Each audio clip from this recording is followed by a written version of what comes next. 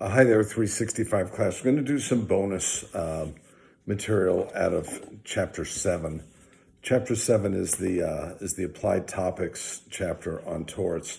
There's about 17 pages that I'm going to have you take a look at, and we're going to briefly talk about some of the topics, because I think they're really interesting, that are in the chapter. So these are the pages that I want you to read.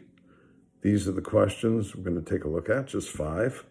We're going to start by talking whether people are really rational in judging risks. Then we're going to briefly mention lapses in judgment, and does that come into play when dealing with negligence. We're going to look at the role of litigation costs in terms of how it affects precaution. Vicarious liability, can you be responsible for the actions of others? The answer is yes. Joint and several liability comes into play in the toxic tort stuff that I do when you're suing a number of defendants at once. Med mal, of course, is short for medical malpractice. And then toxic torts, that's the asbestos litigation that I deal with, or other kinds of environmental hazards. Okay, so I wanted to bring some of these topics in because they're a good illustration of the material that we learned in Chapter 6, and they add a lot of layers of reality to the discussion. So the first question is, are people really rational?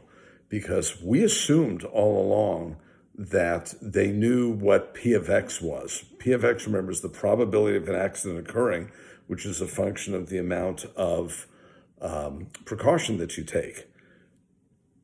Damages, an average level of damages from an accident, you can measure that. Generally, even though obviously in your own case, you never know how serious an accident is going to be. The cost associated with precaution can be measured as the opportunity cost of your time. That's not particularly complicated, but P of X is a tough one. And if people cannot evaluate the risk of an accident well, how would you know how much precaution to take? And so this argues very much against the negligence rule, because negligence refers to people not meeting a certain standard, and they may not very well understand the standard. Of course, that goes back to why with consumer products, strict liability is kind of the way it is.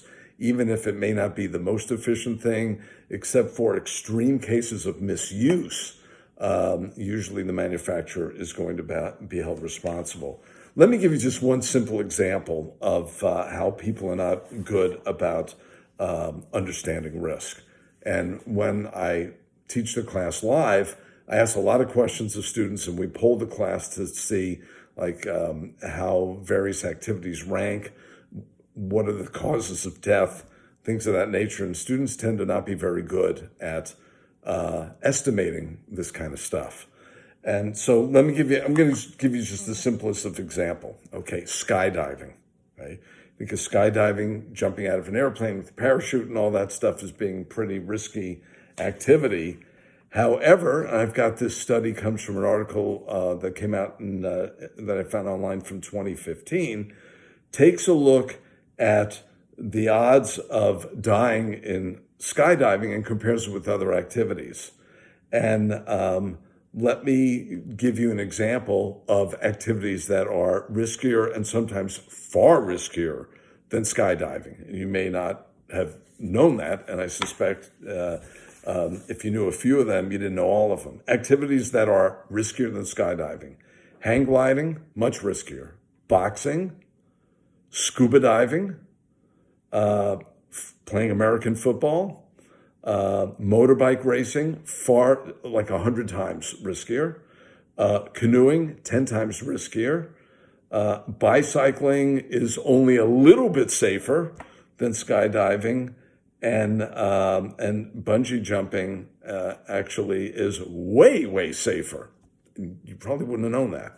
So our ability to actually judge risk is not that great, and therefore maybe people can't judge it on their own.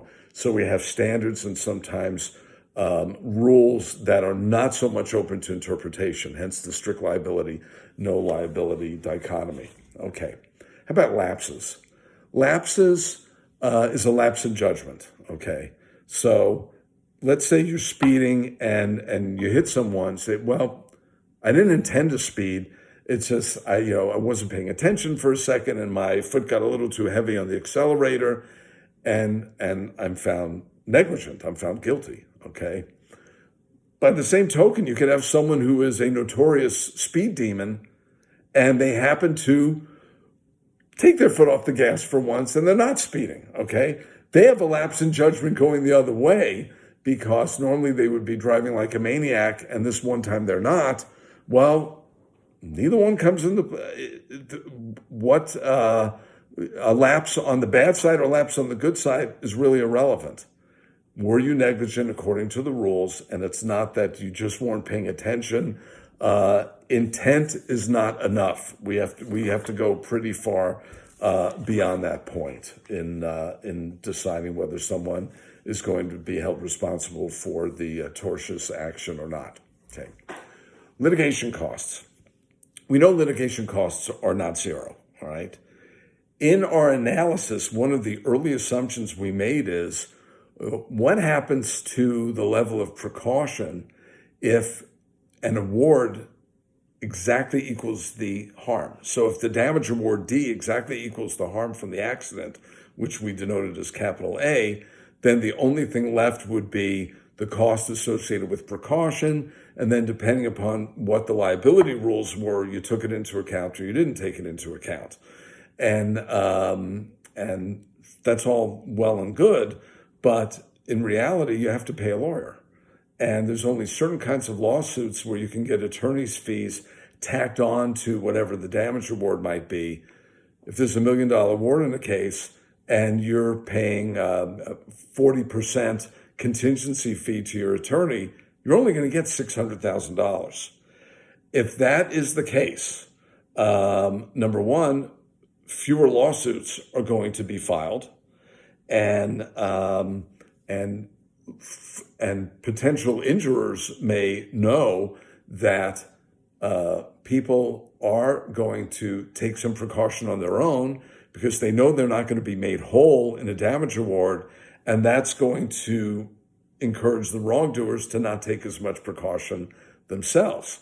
So we may actually end up with more accidents in terms of the actions of the injurers, maybe less actions on the part of the victims.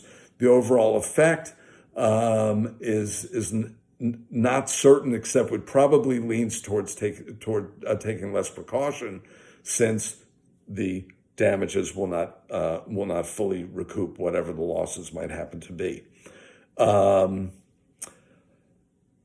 But it's the reality of things. Now, how about saying, you know what, even in a personal injury case, you should be allowed to sue for attorney's fees? Of course, that's going to dramatically increase the cost of an accident from the injurer's perspective, and the impact on insurance rates and things of that nature need to be looked into. But on the other hand, it would lead them to take more precaution, because that $1 million accident might actually be $1,300,000 or something like that, or up to $1,500,000 when you take the attorney's fees into account. Okay. Vicarious liability is really interesting. Vicarious liability. And it deals with, there's a Latin term for it called, got it in here somewhere, respondeat superior. I think it's right there. Let the master answer. And vicarious liability is when you are held responsible for torts that are committed by others. And so this is a situation where an employer is responsible for an employee who gets into an accident.